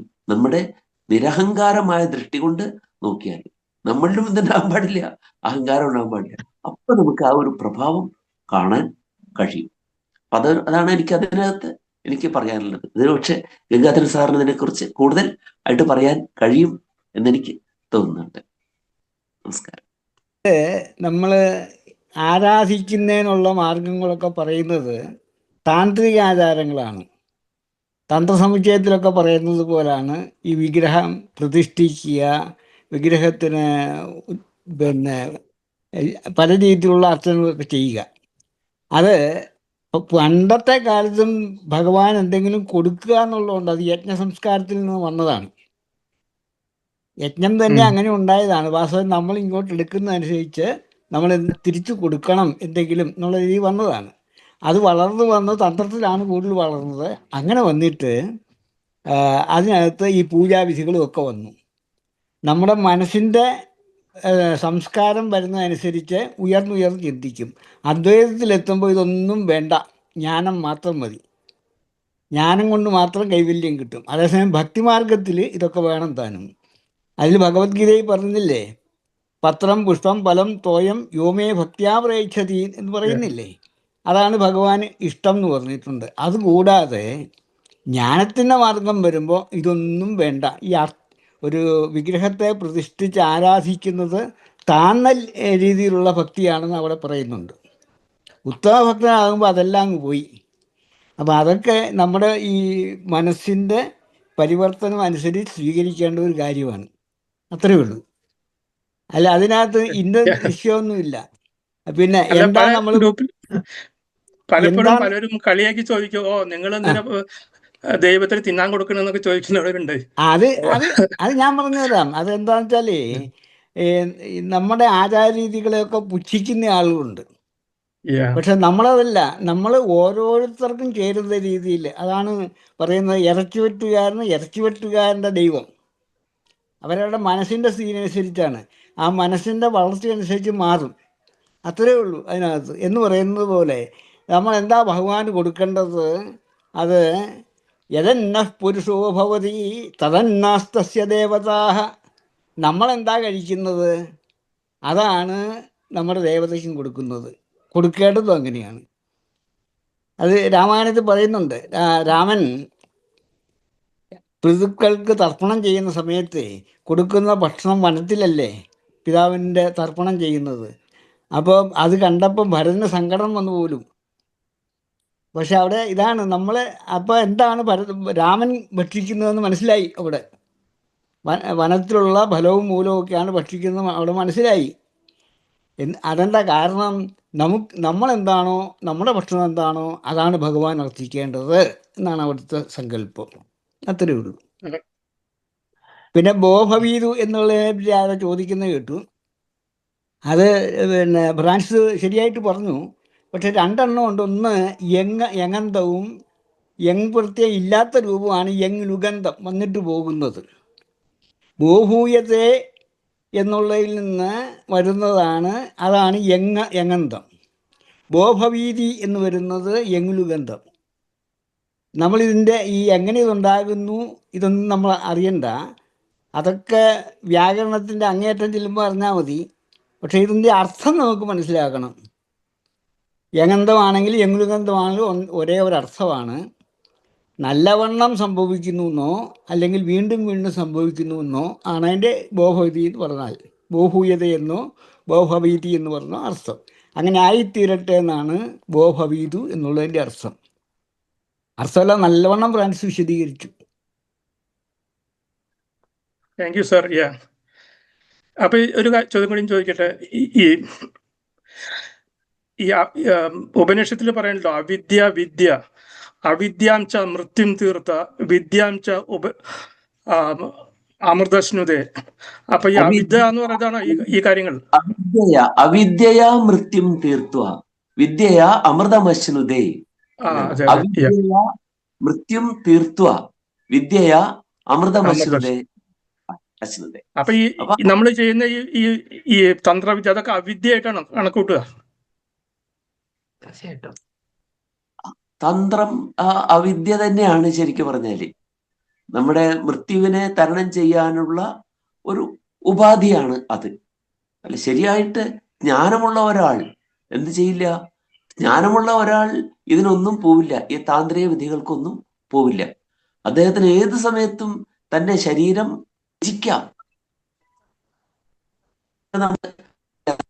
ഏത് സമയത്തും അത് ത്യജിക്കാൻ പറ്റും. നമ്മുടെ ദധീചി മഹർഷിയെ പോലുള്ള ആളുകളൊക്കെ, ദധീചി മഹർഷി അദ്ദേഹം എന്താണ്? ജ്ഞാനിയാണ്.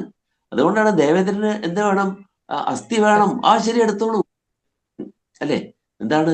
ജ്ഞാനിയായിട്ടുള്ള ആളാണ്. അപ്പൊ അവര് ജീവത് മുക്തന്മാരാണ്, ജീവിക്കെ തന്നെ മുക്തരായിട്ടുള്ളവരാണ്, ജീവൻ മുക്തർ എന്ന് പറയും ദധീചി മഹർഷി. ശ്രീരാമചന്ദ്രൻ സരയൂ നദിയിലേക്ക് ഇറങ്ങിപ്പോയി, അത് ആത്മഹത്യ ചെയ്തു എന്ന് പറഞ്ഞ ആളുകളുണ്ട്. അപ്പൊ ആളുകൾക്ക് പ്രത്യേകിച്ച് കളിയാക്കണമെങ്കിൽ, നമ്മുടെ ധർമ്മത്തെ കളിയാക്കണമെങ്കിൽ എന്തുണ്ടായാൽ മതി? പ്രത്യേകിച്ച് അറിവൊന്നും വേണ്ട, വിവരം ഇല്ലാതിരുന്ന മാത്രം മതി. എന്തിനാ ശ്രീരാമ ആത്മഹത്യ ചെയ്തത്? ഒരു വലിയ സെമിനാറിലെ ഒരു യൂണിവേഴ്സിറ്റി ചോദിക്കുക ഒരാള്, എന്താണ് ശ്രീരാമൻ എന്തിനാണ് ആത്മഹത്യ ചെയ്തത്? ആത്മഹത്യ അല്ല വാസ്തവത്തിൽ, അദ്ദേഹം ജ്ഞാനിയാണ്. അദ്ദേഹത്തിന് എന്ത് ചെയ്യാൻ പറ്റും? ശരീരം ത്യജിക്കുകയാണ്. യോഗേനന്തേ തനുത്യജാം. നമ്മുടെ ആത്മാവിനെ, നമ്മുടെ എന്താ ജീവാത്മാവിനെ പരമാത്മാവിൽ യോജിപ്പിക്കുകയാണ്, പരമാത്മാവിൽ വിലയം പ്രാപിപ്പിക്കുകയാണ്. അങ്ങനെ തനുവിനെ ത്യജിക്കുന്നു, ശരീരത്യാഗമാണ്.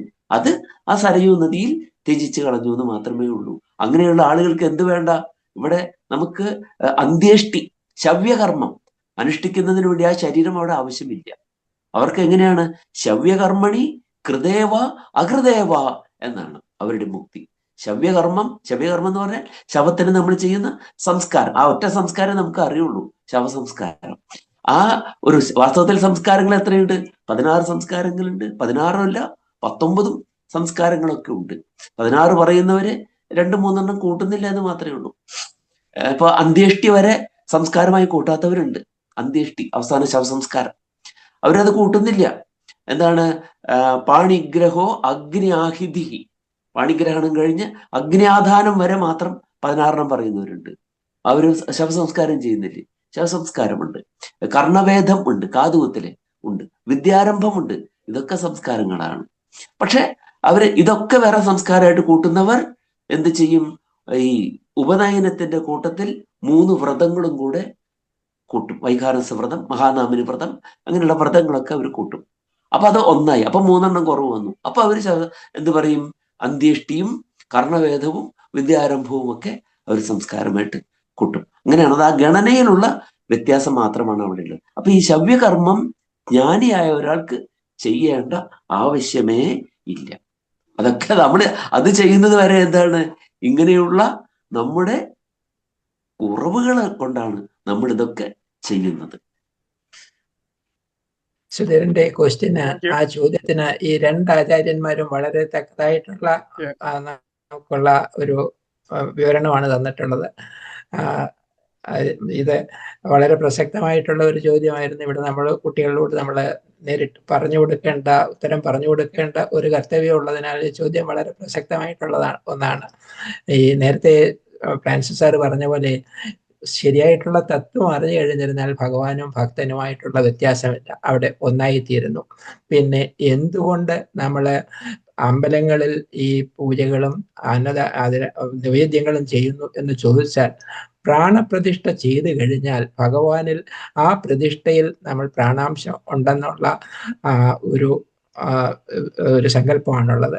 അതനുസരിച്ച് ആ പ്രാണപ്രതിഷ്ഠ ചെയ്തിട്ടുള്ള ഒരു ക്ഷേത്രത്തിൽ ഈ ഊണും ഉറക്കവും എല്ലാം തന്നെ ആവശ്യമാണ്. ഇത് ഈ അറിവും എനിക്ക് പ്രാപ്തമായിട്ടുള്ളത് നീലകണ്ഠതീർത്ഥ സ്വാമികളുടെ ആചാരപദ്ധതി അല്ല മറ്റത്താണ് ദേവാംശ പദ്ധതി. അത് തന്നെയാണ് നമ്മളുടെ ഈ സൂമിനിട്ടിട്ടുള്ള പേരും അതിൽ നിന്ന് തന്നെയാണ്. അതിൽ സ്വാമി ഈ കാര്യത്തെ പറ്റി പ്രതിപാദിക്കുന്നുണ്ട്.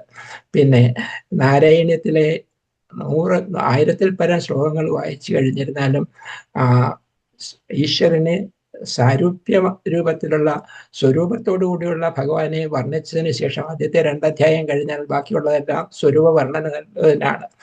അവസാനം 99ാമത്തെ ശ്ലോകത്തിൽ ദശകത്തിലെ അവസാനം ഒരു ശ്ലോകമുണ്ട്. അത് സൂക്ഷ്മമായിട്ട് വായിച്ചിരുന്നാൽ നമുക്ക് മനസ്സിലാകും. അതായത് അവ്യക്തം തേ സ്വരൂപം ദുരധികപദമം തത്വശുദ്ധൈക തത്വം.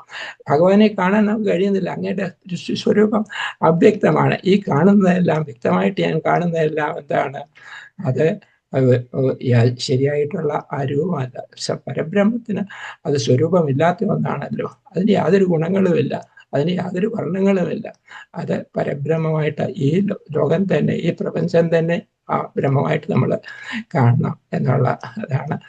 ഈ ചോദ്യം നമുക്ക് വളരെയേറെ പ്രായോഗിക തലത്തിൽ വളരെയേറെ പ്രസക്തമായിട്ടുള്ളത് നമ്മളുടെ കുട്ടികളോട് നമ്മൾ ഉത്തരം പറയേണ്ടതുമായിട്ടുള്ള ഒന്ന് തന്നെയാണ്.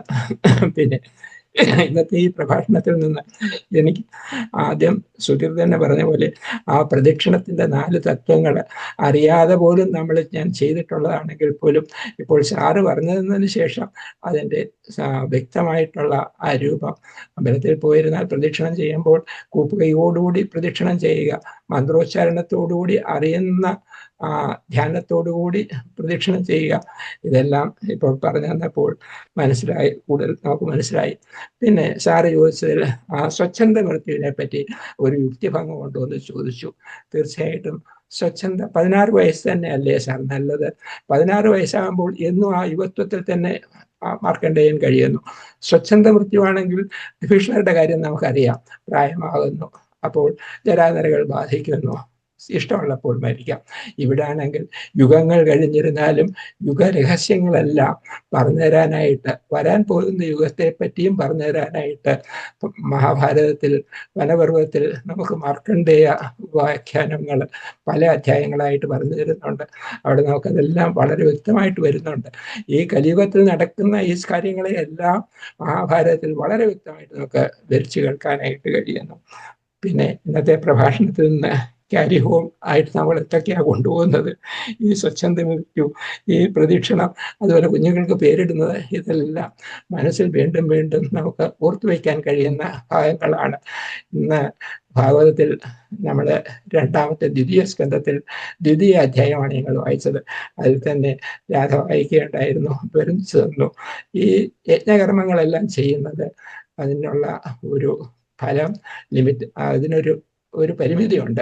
പക്ഷെ അതിനപ്പുറം ഭഗവാനെ ബ്രഹ്മം എന്താണെന്ന് അറിയുക എന്നുള്ളതാണ് ആ അധ്യായത്തിലും നമുക്ക് കാണാനായിട്ട് കഴിയുന്നത്. ആവർത്തിച്ച് ഭാഗവതത്തിൽ പല ഭാഗങ്ങളിൽ ഇത് പറഞ്ഞു തരുന്നുണ്ട്. ഇത് പക്ഷേ നമ്മൾ സൂക്ഷ്മമായിട്ട് വായിക്കുമ്പോൾ, പാരായണം ചെയ്യുമ്പോൾ നമുക്ക് ആ ആചാര്യന്മാര് ശരിയായിട്ട് പറഞ്ഞു തരുന്നുണ്ടോ എന്ന് എനിക്കറിയില്ല. കഥകളിൽ അവർ കാലം കഴിക്കുന്നു. ഇത്രയാണ് എനിക്ക് പറയാനുള്ള. മറ്റ് ചേട്ടാ, ഒരു കാര്യം ഞാനിങ്ങനെ ആലോചിച്ചു. മറ്റേ ഭഗവത്ഗീതയിൽ പറയുമല്ലോ, അശാന്തസ്യ കുതസുഖം. യുക്തിയോടുകൂടിയുള്ള ഭാവന ഇല്ലെങ്കിൽ ശാന്തി ഉണ്ടാവില്ല. അപ്പൊ പിന്നെ ശാന്തി ഇല്ലാത്തവന് എവിടെ സുഖം ഉണ്ടാവും എന്ന് ചോദിക്കുന്നുണ്ടല്ലോ. അപ്പൊ ഈ ക്ഷേത്ര ആചാരങ്ങളൊക്കെ അതിനു വേണ്ടിയിട്ടുള്ളതല്ലേ? യുക്തിയോടുകൂടിയുള്ള ഭാവന വർദ്ധിപ്പിക്കാനുള്ളതല്ലേ? അതിപ്പോ സാറോ ആരെങ്കിലും ഒന്ന് ഒരു ക്ലാരിറ്റി കിട്ടിയാൽ കൊള്ളായിരുന്നു. അത് ശരിയാണോ ആ ലൈനിലുള്ള ചിന്ത? എല്ലാ ഉപാസനകൾക്കും മനസ്സിൻ്റെ ശാന്തിയാണ് പ്രയോജനം. സകല ഉപാസനകൾക്കും.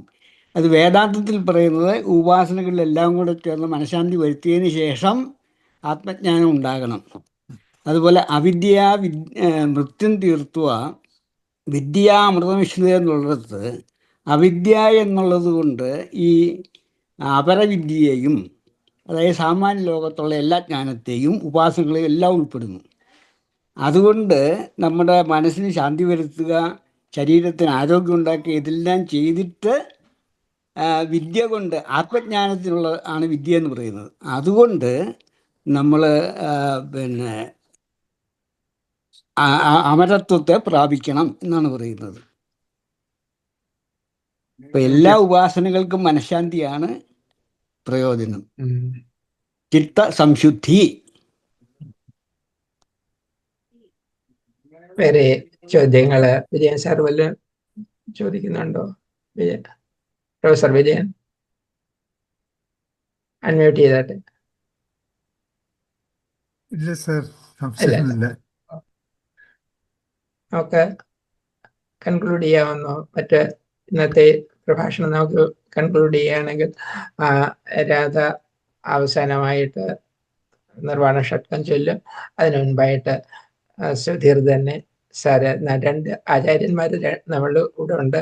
അതുപോലെ ഇത് കേട്ടുകൊണ്ടിരിക്കുന്ന നമ്മളെ സ്ക്രീനിൽ കാണുന്നതും അല്ലാതായിട്ടുള്ള എല്ലാ ശ്രോതാക്കൾക്കും ഒരു നന്ദി സൂചകമായിട്ട് 2 വാക്ക് സംസാരിച്ചതിന് ശേഷം അവസാനം നമുക്ക് നിർവ്വാണ ഷട്കത്തോടുകൂടി കൺക്ലൂഡ് ചെയ്യാം.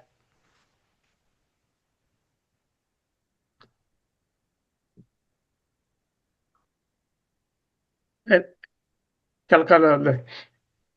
ഇന്നത്തെ ഈ പ്രഭാഷണത്തിലേക്ക് ചേർന്ന എല്ലാവർക്കും പ്രത്യേകിച്ച് നന്ദി പറയാണ്. നമ്മുടെ ഇന്നത്തെ വിശിഷ്ട പ്രഭാഷകനായ ഡോക്ടർ ഫ്രാൻസിസ് വളരെ ഭംഗിയായും ക്ലിയറാക്കി തന്നു ഈ ശ്ലോകം. ഇന്നത്തെ നമ്മുടെ ഏതാണ് തൃപ്രങ്കോട് ക്ഷേത്രത്തിനെ കുറിച്ചായിരുന്നു ഇന്നത്തെ ശ്ലോകം. വളരെ ഭംഗിയായി അതിൻ്റെ വിവരിച്ചു തന്നു. അദ്ദേഹത്തോട് പ്രത്യേകം നന്ദി പറയാണ്. അതുകൂടാതെ തന്നെ ഇന്ന് ഇവിടെ നമ്മുടെ കൂടെ ചേർന്നിട്ടുള്ള ഗംഗാധരൻ സാറല്ലേ, കാനഡയിൽ നിന്നും ഇന്ന് ഇതിൽ ചേരാൻ ഞങ്ങളോട് കൂടെ ചേർന്ന് ഇതിൽ പങ്കെടുക്കാൻ സാധിച്ചതിൽ വളരെ സന്തോഷം. പ്രത്യേകം നന്ദി അറിയിക്കുകയാണ്. അതുകൂടാതെ ഇന്നത്തെ ഈ പ്രഭാഷണത്തിൽ നാട്ടിൽ നിന്നും പലരും ചേർന്നിട്ടുണ്ട്. അവർക്കും എല്ലാവരുടെയും പേരിൽ ഞാൻ നന്ദി പറയാണ്. Thank you very much. ഒരു കാര്യം പറഞ്ഞോട്ടെ. ഗംഗാധരൻ സാറിന് മഹാമഹോപാധ്യായ എന്ന ഉപാധി നൽകിയിരിക്കുന്നത് ഇന്ത്യൻ പ്രസിഡന്റാണ് കേട്ടോ. ഇന്ത്യൻ പ്രസിഡന്റിൽ നിന്ന് ലഭിച്ചിട്ടുള്ള ഉപാധിയാണത്, മഹാമഹോപാധ്യായ എന്നുള്ളത്. ഞങ്ങളെ ഏറ്റവും ധന്യരാണ് സാറിന്റെ ഈ സാന്നിധ്യത്തിൽ. മഹനീയമായിട്ടുള്ള സാന്നിധ്യം ഞങ്ങൾക്ക് എന്നും സാർ ഉണ്ടാകട്ടെ എന്ന് പ്രാർത്ഥിക്കുകയാണ്. ഈശ്വരൻ അതിന് ഇട നൽകട്ടെ. സാറിനുണ്ടെങ്കിൽ ഞാൻ മറ്റു സംശയങ്ങളൊന്നും തന്നെ, എല്ലാ സംശയങ്ങളും സാറിന് ഞങ്ങൾക്ക് തീർത്തു തരും. Thank you sir. എനിക്കറിയില്ലായിരുന്നു സാർ ഇനിയും നമ്മുടെ ഈ പ്രഭാഷണത്തിൽ പങ്കുചേരണം എല്ലാ ആഴ്ചയും. മേ ബി ഗോപിച്ചേട്ടൻ ഒരു സാറുടെ ഒരു ബയോ ഇപ്പോഴല്ലെങ്കിൽ അടുത്ത ക്ലാസ്സിലായാലും മതി, ഒന്ന് എല്ലാവർക്കും അറിയാൻ വേണ്ടിയിട്ട്. സോറി. Thank U.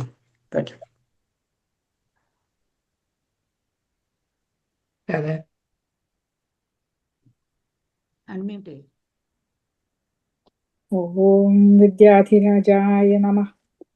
മനോബുദ്ധ്യഹങ്കാരചിത്താനിനാഹം ന ച ശ്രോത്രജിഹ്വേ ന ച ഘ്രാണനേത്രേ ന ച വ്യോമഭൂമിർന തേജോ ന വായു ചിദാനന്ദരൂപ ശിവോഹം ചിദാനന്ദരൂപ ശിവോഹം ന ച പ്രാണസപ്നോ ന വൈ പഞ്ചവായു ന വാ സപ്തധാതുർന വാ പഞ്ചകോശ ന വാക്പാണിപാദം ന ചോപസ്തവായു ചിദാനന്ദരൂപ ശിവോഹം ചിദാനന്ദരൂപ ശിവോഹം ന മേ ദ്വേഷരാഗൗ ന മേ ലോഭമോഹൗ मदो नैव मे नैव मात्सर्यभावः न धर्मो न चार्थो न कामो न मोक्षः चिदानन्दरूप शिवोऽहं शिवोऽहं चिदानन्दरूप शिवोऽहं शिवोऽहं न पुण्यं न पापं न सौख्यं न दुःखं न मन्त्रो न तीर्थं न वेदा न यज्ञाः अहं भोजनं नैव भोज्यं न भोक्ता चिदानन्दरूप शिवोऽहं शिवोऽहं चिदानन्दरूप शिवोऽहं शिवोऽहं न मृत्युर्न शङ्का न मे जातिभेदः पिता नैव मे नैव माता च जन्म न बन्धुर्न मित्रं गुरुर्नैव शिष्य चिदानन्दरूप शिवोऽहं शिवोऽहं चिदानन्दरूप शिवोऽहं शिवोऽहम् अहं निर्विकल्पो निराकाररूपो विभुत्वाच्च सर्वत्र सर्वेन्द्रियाणां न चासङ्गतं नैव मुक्तिर्न मेय चिदानन्दरूप शिवोऽहं शिवोऽहं चिदानन्दरूप शिवोऽहं शिवोऽहं चिदानन्दरूप शिवोऽहं शिवोऽहम् ॐ विद्याधिराजाय नमः ॐ गुरुभ्यो नमः